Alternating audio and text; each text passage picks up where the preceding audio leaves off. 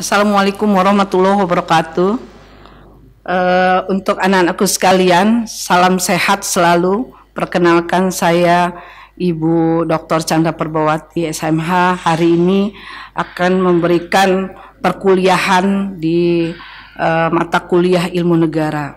Hari ini saya meneruskan materi-materi yang telah diberikan sebelumnya, dan hari ini kita akan mempelajari masalah bentuk negara dan bentuk pemerintahan. Perlu kalian ketahui sebelumnya, ya, pemikiran kenegaraan itu menandai kita akan mengetahui bagaimana kita akan melihat bentuk negara. Selain itu akan melihat bentuk pemerintahan. Tapi sebelumnya mungkin ada beberapa istilah, ya. Di sini kita akan melihat seperti apa sih sebenarnya pengertian bentuk negara. Kalau kita melihat adanya unsur negara, unsur pemerintahan, adanya rakyat, adanya wilayah, itu yang dibentuk dalam satu struktur kenegaraan, ya. Kalau kita lihat bagaimana syarat adanya sebuah negara, adanya sebuah wilayah, adanya kedaulatan, itulah dalam satu struktur kenegaraan. Itu yang menjadi penting, yang mungkin kalian sudah ketahui dari awal, bahwa dari pengertian negara, di dalam satu bentuk negara ada wilayah, ada rakyat, kemudian ada satu kedaulatan yang menjadi penting. Hal ini di dalam satu sistem pemerintahan, dalam satu bentuk negara. Nah, hari ini saya akan memperkenalkan bagaimana sih sebenarnya negara itu dalam satu organisasi dari keseluruhan. Yaitu kita tadi dikatakan bahwa sebenarnya bentuk negara itu adalah bagaimana kita melihat secara struktur negara itu. Ya, dari seluruh wilayahnya, dari seluruh organisasinya, dan seluruh pemerintahannya. Itu yang disebut dengan negara, yang dari beberapa istilah, dalam hal ini ahli kenegaraan itu GS Diponegoro itu memberikan ciri yang khusus dalam melihat bagaimana sejarah perkembangan dalam melihat bentuk negara itu.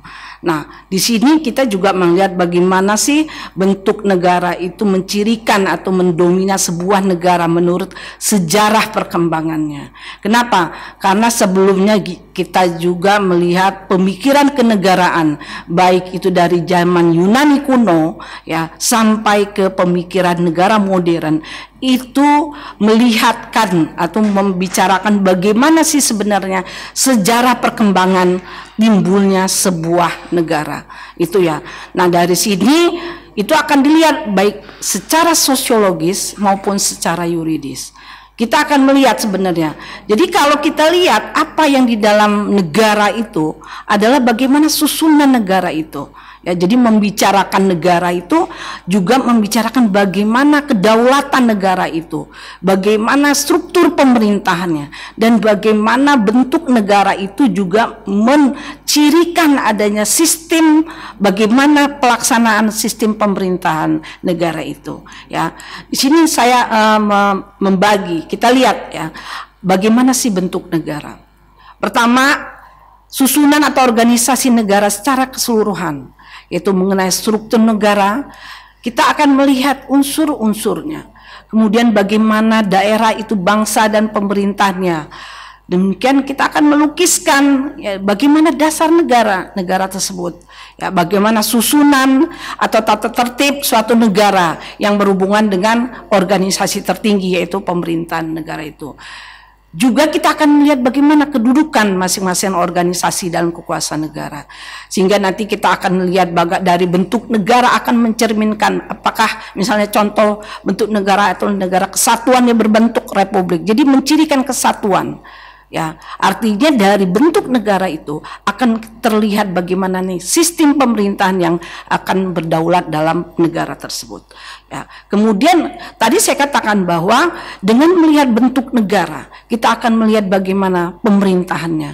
Nah, ini yang terpenting, ya, karena kalau misalnya kita mencontohkan bentuk negara adalah negara kesatuan, ya, bentuk negara kesatuan yang berbentuk republik, nah itu tanda merah republik. Berarti kita akan melihat ini sistem pemerintahannya adalah sistem pemerintahan yang berbentuk republik.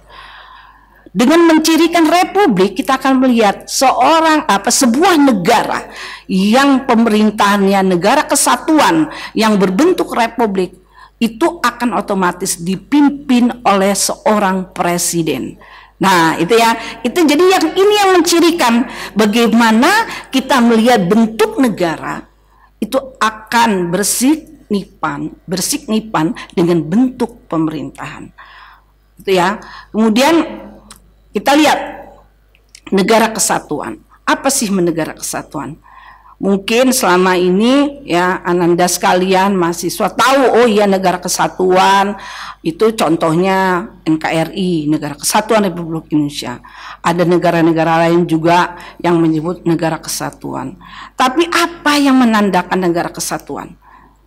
Ya, kita lihat di sini. Kalau kita melihat negara kesatuan itu adalah bagaimana hubungannya dengan pemerintah pusat, bagaimana hubungannya dengan rakyat, dan bagaimana pelaksanaan pemerintahan di dalam kesatuan negara kesatuannya, yaitu daerah-daerah yang juga meliputi negara kesatuan RI itu.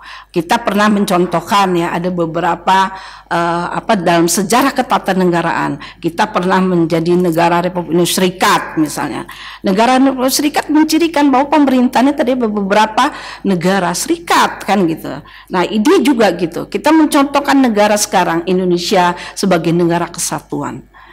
Mencirikan apa? Bahwa beberapa daerah-daerah itu menjadi satu kesatuan yang dinamakan Negara Kesatuan Republik Indonesia. Itu yang mendidikan bahwa itulah yang disebut dengan negara kesatuan. Kemudian apa lagi yang menandakan? Dengan ada negara kesatuan itu menandakan ada konstitusi. Ya, yang perlu diingat, konstitusi adalah wadah ya yang harus yang menjadi hal yang terpenting dalam sebuah negara. Dari konstitusi itu kita akan melihat bagaimana bentuk negara, ya, bentuk pemerintahannya. Kemudian bagaimana bentuk negara itu akan mencerminkan bagaimana pelaksanaan penyelenggaraan negara yang ada di dalam konstitusi. Ya, jadi konstitusi ini menjadi penting. Bahkan ada yang melihat bagaimana kalau ingin melihat sebuah negara, lihatlah konstitusinya, gitu ya. Nah, ini yang penting, bahwa dari sinilah kita akan melihat kalau negara itu mencirikan negara kesatuan, intinya adalah dia akan mendapatkan satu atau dokumen yang namanya konstitusi. Jadi konstitusinya adalah satu. Ya, beda dengan kalau kita mencirikan itu negara federal ya atau federasi. Nah, ini yang terpenting. Jadi ciri utama dari negara kesatuan adalah bagaimana supremasi, artinya kesatuan hukum itu diwadahi dalam sebuah konstitusi ya, yang nanti akan dicerminkan dari sebuah tanggung jawab atau kewenangan dari badan-badan, dalam hal ini mungkin eksekutif, legislatif, dan yudikatif. Nanti kita akan bicarakan lebih lanjut, tapi intinya negara kesatuan seperti itu. Nah, kita bedakan di dalam negara kesatuan ada yang dengan sistem desentralisasi dan sentralisasi. Kita tahu bahwa dengan cerminan sentralisasi ini pelaksanaan pemerintahan itu akan didasarkan atas beberapa hal. Pertama, dalam sistem pemerintahannya. Kita tahu ya, yang mungkin nanti akan dipelajari ya, karena ini dasar, nanti akan dipelajari dari sistem pemerintahan yang mencerminkan adanya otonomi, mungkin itulah mencerminkan adanya sifat-sifat. Pertama, sentralisasi. Apa itu sebenarnya? Nah, keragaman atau pada saat pelaksanaan sistem pemerintahan ya, kita akan melihat itu adalah tersentral. Kita sudah pernah melakukan ini dalam sistem pemerintahan daerah, dan kemudian ada perubahan-perubahannya kembali kepada sistem desentralisasi. Ini termuat di dalam proses pembagian sistem pelaksanaan penyelenggaraan pemerintahan, yang nanti tindak lanjutnya kalau dicontohkan di negara kita adalah bagaimana undang-undang penyelenggaraan pemerintahan daerah melaksanakan pembagian daerah dan tugas kewenangan dalam hal ini adalah di daerah masing-masing gitu ya. Nah, ada beberapa kerugian di sini, misalnya kalau dia sistem sentralisasi, kita melihat ada beberapa bertumpuknya pekerjaan, kemudian karena ini memang dengan sistem sentralisasi memungkinkan pekerjaan itu terpusat, ya. Beda kalau seandainya sistem itu diperbantukan yang seperti sekarang dengan memilih desentralisasi, kemudian di sistem pembantuan. Nah, itu akan memungkinkan ada kemudahan di dalam penyelenggaraan pemerintahan. Karena itu juga merupakan cerminan dari sistem pemerintahan yang demokratis. Ya, kita menginginkan seperti negara kesatuan Republik Indonesia yang dalam sistem penyelenggaraan pemerintahannya yang demokratis. Apa ada cerminannya, yaitu adalah bagaimana partisipasi masyarakat. Nah, ini yang penting pada saat kita memilih desentralisasi itu dimungkinkan adanya partisipasi masyarakat atau partisipasi publik. Nah, ini ya yang mungkin Anda sekalian akan melihat bagaimana jauhnya kita akan melihat bentuk negara di dalam penyelenggaraan pemerintahan, terutama dalam sistem penyelenggaraan pemerintahan dalam proses bentuk negara atau bentuk negara kesatuan itu, ya. Kemudian ini juga ada kelemahan-kelemahan dalam sistem sentralisasi. Kemudian apa keuntungan desentralisasi?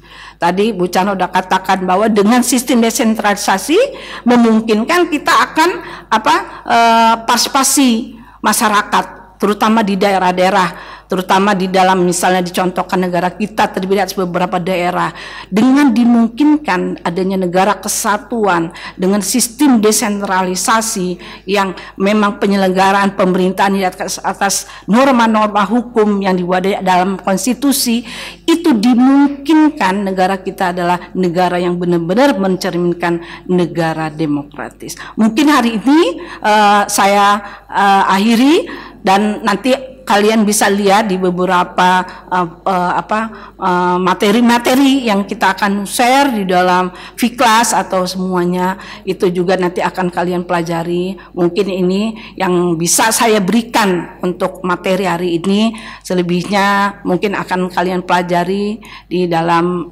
buku yang telah diberikan, dan Fiklas juga telah memberikan materi-materinya itu. Mungkin hari ini saya cukupkan.